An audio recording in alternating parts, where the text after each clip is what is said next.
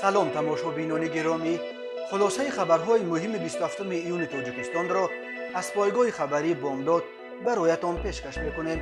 шурӯъ мекунем аз як нигоҳи кӯтоҳ ба сархати хабари муҳими рӯз дар ин барнома. путин 28 июн ба душанбе меояд.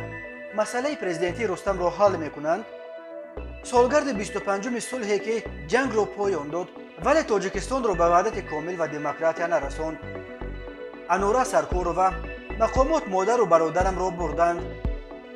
7 узви наркабарони тоҷико дар Краснодар ба 85 соли зиндон маҳкум шуданд.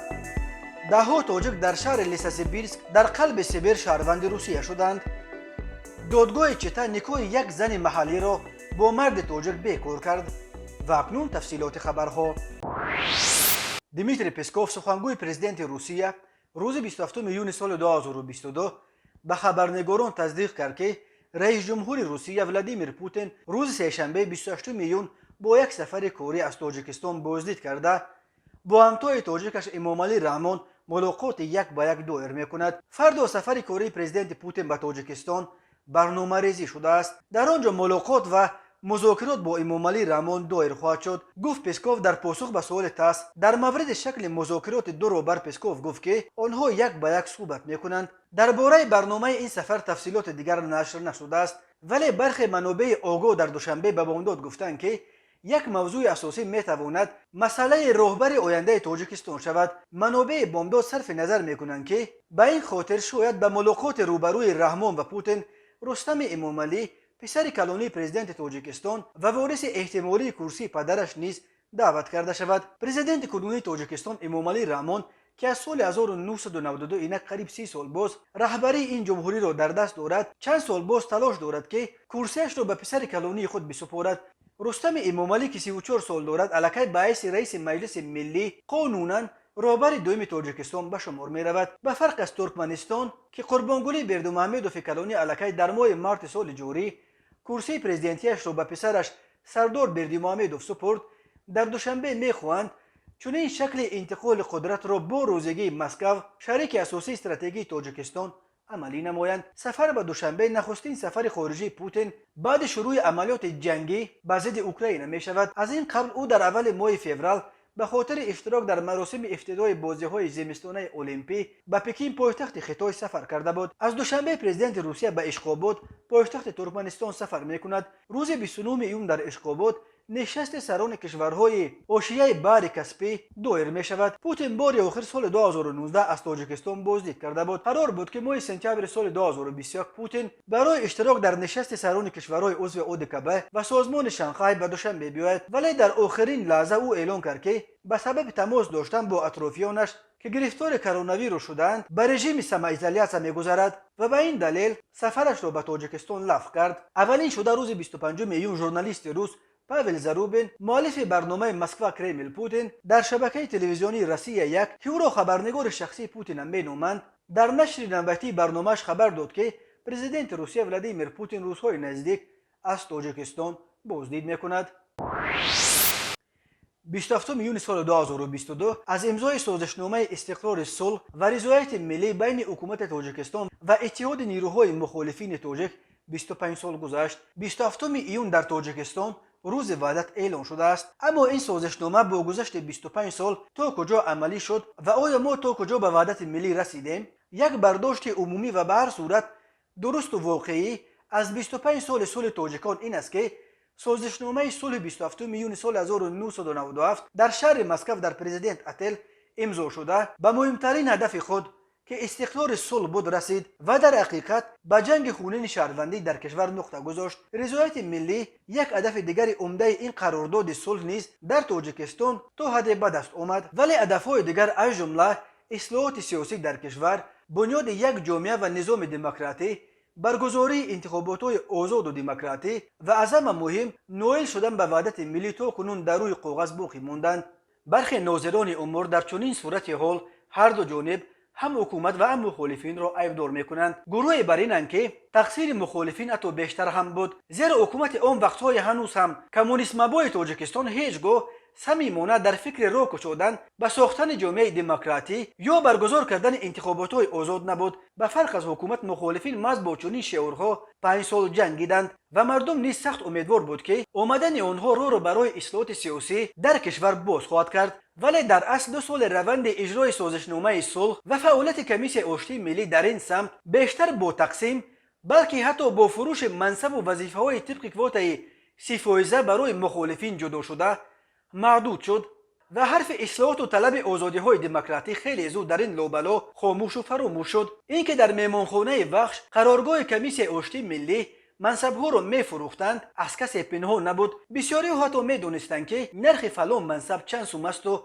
فلانش چند. مایه دیگر بی‌آبرویی رهبران وقت مخالفین به منصب‌های بلند برده شناندن خویشاوندان نالایق خود آنها بود. حالتی بود که یک نفر را برده معاون رئیس اداره امور کردند و تنها رابطه او با این سوء این بود که یک وقت در کلخوز تابلچه بوده است. مسئله دیگری که رهبران مخالفین را از مسیر بیراه کرد، برایشان فراهم آوردن امکان با شرایط پرامتیاز خصوصی کردن کارخانه بود. ولی طور تلاطم حادثه‌های بعدی نشان داد که این همه اظهار صداقت و پیشپا دادن امسنگرانشان فایدهشان نکرد و امروز با گذشت 25 سال از امضای سازشنامه صلح، از آنهایی که 27 میلیون سال 1997 این سازشنامه صلح را با حکومت امضا کردند، دیگر کسی در یگان مقام دولتی باقی نمانده است. فعالیت حزب نهضت اسلامی تاجیکستان که مورای اساسی اتحاد نیروهای مخالفین تاجیک و عملا یک طرف صلح دانسته میشد، از سال 2015 در تاجیکستان منع کرده شده است. بنا به آمار غیر رسمی در دوران جنگ شهروندی سالهای 1992 1997 در تاجیکستان دست کم 100,000 نفر کشته شده، 25,000 زن بیوه و 53,000 کودک یتیمان تا 1 میلیون نفر به سبب جنگ گریزه شدند. در سالهای جنگ در تاجیکستان بیش از 35,000 خانه را آتش زده، صدها کارخانه را به غارت بردند. خسارات رسیده به اقتصاد تاجیکستان را در سالهای جنگ شهروندی تا 10 میلیارد دلار رقم میزنند. پرزیدنت امامعلی رحمان که 25 سال پیش با مخالفانش سازشنامه صلح را امضا کرد، روز 27 میلیون سال 2022 در پیام شادبوشی خود به مناسبت روز وحدت جنگ شهروندی سالهای 1992-1997 را بار دیگر جنگ تعمیلی نامید که به عقیده امامعلی رحمان مردم تاجیکستان بر اثر فتنه و دسیسه خواهیدان ملت تاجیک و بدخواهان دولت تاجیکان به گرداب آن کشیده شدند. او بدون اشاره به کدام گروه یا نفران مشخص هشدار داد که خواهینان و بدخواهان دولت و ملت ما، آنهایی که منفعت‌های ملی و دولتی را قربان نفس کردند و ایمان و وجدان خود را به خواجه‌های خارجیشان فروختند، هنوزم از نیت و نقشه‌های غرضناک خود دست نکشیدند. مخالفین امروز برعکس امامعلی رحمان و حکومت را به حد شکنی و زیر پا کردن دستاوردهای سال 25 سال پیش به دست آمده را عیب‌دار می‌کنند و چندین بار از کشورها و سازمان‌های ضامن آن صلح خواستند که دوشنبه را به اجرای تعهداتش وادار کند. با این حال 27 میلیون در تاجیکستان سالگرد اینک 25 امضای سازشنامه صلح را تجلیل می‌کند. قراردادی که خدا را شکر به جنگ خونه نقطه گذاشت، ولی متاسفانه راه را به سوی اصلاحات دموکراتیک شدن نتوانست و مردم را تا به یک وحدت کامل نرساند. با امید رسیدن به چنین یک وحدت کامل، روز وحدت مبارک هموطنان عزیز. ژورنالیست مقیم اروپا انوره سرکارова روز 27 میلیون سال 2022 در صحیفه‌اش در فیسبوک خبر داد که مقامات قدرتی تاجیکستان صبح 27 میلیون مادر و برادر او را برای بازپرسی بردند. این سحر مقامات قدرتی تاجیکستان مادر و برادر مرا بردند. مکان بود و باش آنها معلوم نیست. چند روز پیش از این کمیته دولتی امنیت ملی خویشاوندان مرا در پامیر بازپرسی کرده بود، نوشته است انوره سرکارova. مقامات حفظ حقوق تاجیکستان خبر بازداشت یا بازپرسی نزدیکان انوره سرکارova را تا حال شرح ندادند و معلوم نیست که آنها را مشخصاً به کدام اداره بردند و سبب بازپرسی یا بازداشتشان چیست. ولی خود انوره سرکارova گفته است که تعقیب نزدیکانشان به فعالیت ژورنالیستی او ربط دارد. این عدالت تاجیکستان استفاده وسیله اعظم و مؤثر، شکنجه و تهدید به حیات نزدیکان، با این را اعتراف گناه را به دست می‌آورند. در تاجیکستان پدر برای پسر، مادر برای دختر و برادر برای خواهر جواب می‌دهد.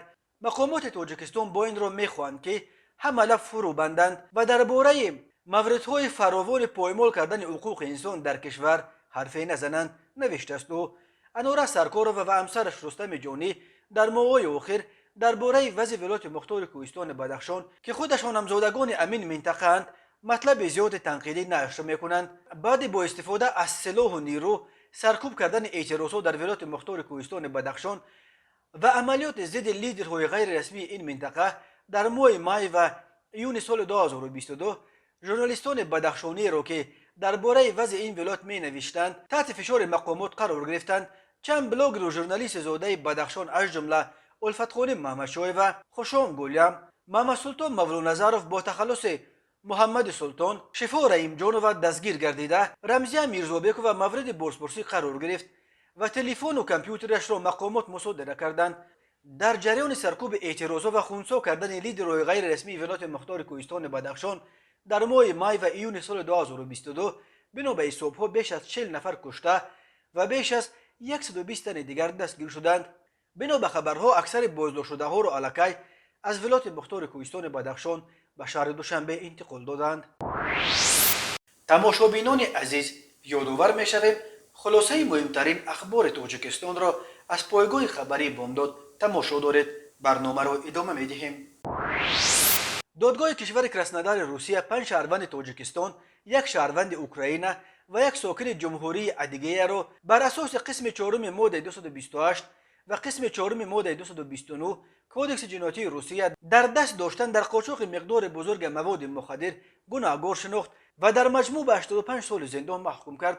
تلگرام کانال خدمات مشترک مطبوعات دادگاه کشور کراسنودار خبر داد که وابسته به سهمشان 7 عضو این نرکبند چنین جزا گرفتند: الکساندر ملاشنکا 14 سال زندان نظامش عمومی، پرویز نوروف 15 سال زندان نظامش سنگین، عبدالجبار دلشادی 15 سال نظامش سنگین، فاطمه دلشادی 14 سال زندان نظامش عمومی، نجم‌الدین گرداکوف 9 سال زندان نظامش سنگین، احسان جان علیجان 9 سال زندان نظامش سنگین، کامران قربانوف 9 سال زندان نظامش سنگین. از مواد پرونده برمی‌آید که سال 2018 شهروندان تاجیکستان در ادیگه یک گروه متشکل جنایتی را تشکیل داده به قاچاق و فروش مواد مخدر سخت تاثیر هیروئین در قلمرو کشور کراسنودار و جمهوری ابخازستان مشغول بودند. از جمله سال 2019 اعضای این گروه با دستور و راهبری آن از مخفیگاه‌های در شهر تیخارتسک 14 بسته مواد مخدر را با مقصد در این شهر فروختن گرفته در چند گوشه شهر پنهان کردند، ولی آنها را بازداشت کردند. ماه مارس و ایول سال 2019 از منزل‌ها و ماشین‌های دستگیر شده و در عموم 564 بسته مواد مخدر هیروئین وزن عمومیش بیش از 1.5 کیلو یافته گرفته شد. همین طور بنا به مواد پرونده اعضای این گروه با مقصد فروش در سال دکامبر سال 2018 و ینوار سال 2019 248 بسته هیروئین را به ابخازستان انتقال داده. ماه ینوار سال 2019 باز 100 بسته دیگر را برای فروش به ابخازستان فرستادند، ولی نفری که مواد مخدر را میبرد بعد عبور مرز دستگیر شده است. حکم این 7 نفر هنوز به اجرا ندرآمده است. تاجیکستان که با افغانستان منبع اساسی تولید هیروئین و افیون و شیش دنیا 1370 کیلومتر مرز مشترک دارد، در سالهای آخر به یک مسیر عمده قاچاق مواد مخدر افغانی به بازارهای سیاه شمال سیاره اساساً به روسیه و قزاقستان تبدیل یافته است. از بیش از 7000 تاجیکستانی که در محبس‌های روسیه ادای حکم می‌کند بنا به حساب‌های غیر رسمی تقریباً 4 کش برای جنایت‌های مربوط به مواد مخدر زندانی شدند. از 27 تا 30 ایون در جمهوری حرارت روزانه هوا بلند شده تا 45 درجه میرسد. خبرگزاری خاور با استناد به اگنتی آب و هواشناسی تاجیکستان اطلاع داد که در این روزها در ولایت مختار کوهستان بدخشان هوا تغییر یابنده می شود. حرارت هوا روزانه از 30 تا 33 درجه گرم در نظر است. در شرق ولایت روزانه 16 21 درجه گرم می شود. در وادی های ولایت سغد هوا روزانه 20 25 درجه گرم، در ناحیه های کوهی شبانه 9 14 درجه و روزانه هوا بلند شده از 23 28 تا 29 34 درجه گرم می شود. طبق پیشگویی اگنتی آب و هواشناسی تاجیکستان، ساکنان ولایت ختلان را این روزها حرارت بلند هوا انتظار است. هوا روزانه 33 38 درجه تا 40 45 درجه گرم می شود. در شهر و ناحیه های تابع مرکز و شهر دوشنبه در این روزها هوا تغییر یابنده به بارش در نظر است. روزانه در شهر دوشنبه هوا 40 42 درجه و در شهر و ناحیه های تابع مرکز 37 42 درجه گرم می شود. قبلا معاون سردار مرکز آب و هواسنجی اگنتی آب و هواشناسی کشور پروینه سعید جمالووا به خبر درباره بلندشوی حرارت هوا در ماه ایون اطلاع داده گفت در جمهوری تاجیکستان ماه اول تابستان حرارت معتدل شده، آخر ماه ایون بلندشوی آن در نظر است. همچنین در ولایت ختلون حرارت تا به 44 درجه میرسد. و حالا یک مرور کوتاه به اخبار کریمینالی و حادثه های ناخوش روز. خدمات مطبوعات دادستانی کشور زبایکالی روسیه روز 24 میلیون سال 2022 خبر داد که در شهر چتا یک مورد نکاح قلبکی شهروند تاجیکستان با یک زن محلی آشکار شده است. گفته می شود شهروند تاجیکستان به خاطر در روسیه ماندن و به دست آوردن شهروندی روسیه با این زن بر دروغ ازدواج کرده است. معین کرده شد که ماه ینور سال 2022 این شهروند تاجیکستان به خاطر بدون ممانعت در قلمرو روسیه زندگی کردن و به دست آوردن شهروندی روسیه با یک زن ساکن شهر چتا نکاح قلبکی بسته است. بعد عقد نکاح آنها یکجا زندگی نمی‌کردند و خواجگی عمومی پیش نمی‌بردند. گفته می شود در اطلاعیه دادستانی در پی آشکار کردن این حالت دادستانی به دادگاه مراجعه کرده است که این نکاح قلبکی را بیکار کنند. دادگاه نویه انگاده شهر چتا طلب دادستانی را پره خانه ساخته عقد نکاح این زن ساکن چتا را با شهروند تاجیکستان بیکار کرده است. برخی شهروندان تاجیک برای با راه‌های آسان‌تر صاحب شهروندی روسیه شدن از راه‌های از لحاظ قانونی نامقبول چون نکاح‌های قلبکی استفاده می‌برند. در صورت آشکار شدن چنین حالت‌ها شهروندانی که نکاح‌های قلبکی کردند از حق اقامت و حتی از شهروندی روسیه محروم گردیده از این کشور اخراج کرده میشوند. وقت‌های آخر از روسیه درباره بیکار شدن ده‌ها چنین نکاح‌های قلبکی ساکنان محلی با مهاجران تاجیک گزارش‌ها به دست می‌رسند. تنها در سال 2021 بیش از 103,000 زاده تاجیکستان صاحب شهروندی روسیه شدند. یعنی به حساب میانه هر روز 288 زاده تاجیکستان شناسنامه خاکستررنگ تاجیکی را با شناسنامه سرخ با عقاب دو سره روسیه عوض کرده است. از اول عصر 21 بنا به حساب‌ها بیش از 800,000 تن از زادگان تاجیکستان شهروندی روسیه شدند. وزارت کارهای داخلی تاجیکستان از آشکار شدن باز یک حالت کشتار امسر با دست شفر خبر داد. ساکن 40 ساله وحدت شب 24 میلیون امسر 32 ساله‌اش را در جریان مناقشه اولیوی 2 ضربه کارد زده کشته است. بنا به گزارش مرکز مطبوعات وزارت کارهای داخلی تاجیکستان هنگام گذراندن چاره‌بینی‌های اپراتیوی جستجویی از جانب کارمندان میلیسیا مرد 40 ساله ساکن شهر وحدت با گمان صادر نمودن جنایت آدمکشی دستگیر کرده شد. نامبرده صحنه 24 میلیون سال 2022 تخمین ساعت 21:40 دقیقه در حوالی استقامتیش از سبب مناقشه اولیوی با همسرش زن 32 ساله ساکن شهر مذکور جنگ و جنجال کرده با کار 2 مرتبه به قفس سینه و کتف چپش زده است. در نتیجه جبر دیده جراحت وزن جسمانی برداشته در بیمارخانه به هلاکت رسیده است. گفته می شود در اطلاعیه وزارت کارهای داخلی درباره سبب مناقشه اولیوی که به چنین فرجام خونین آورده رسانیده است مقامات تا حال چیزی نگفتند. از روی این حادثه تفتیشات ادامه دارد. به مرد بر اساس ماده 104 کدکس جنایتی تاجیکستان تا 15 سال زندان تهدید میکند. وقت‌های آخر از تاجیکستان درباره کشتار یا قصد کشتار خویشاوندان نزدیک از جمله قتل همسران از دست شفهران گزارش‌ها زیاد به دست میرسند. هفته گذشته وزارت کارهای داخلی درباره بازداشت یک ساکن قبلا سودشده نویه 5 خبر داد که روز 7 ایون سال جاری در حالت مستی پدر 78 سالش را زده کشته است. تماشابینان عزیز و گرامی، این بود مرور به خلاصه چند خبر مهم امروز تاجیکستان. خبر و گزارش‌های بیشتر از تاجیکستان و درباره تاجیکستان و اطراف آن را در سامانه پایگاه خبری بامداد در این نشانه پیگیری نمایید: www.bomdad.com. خوش باشید.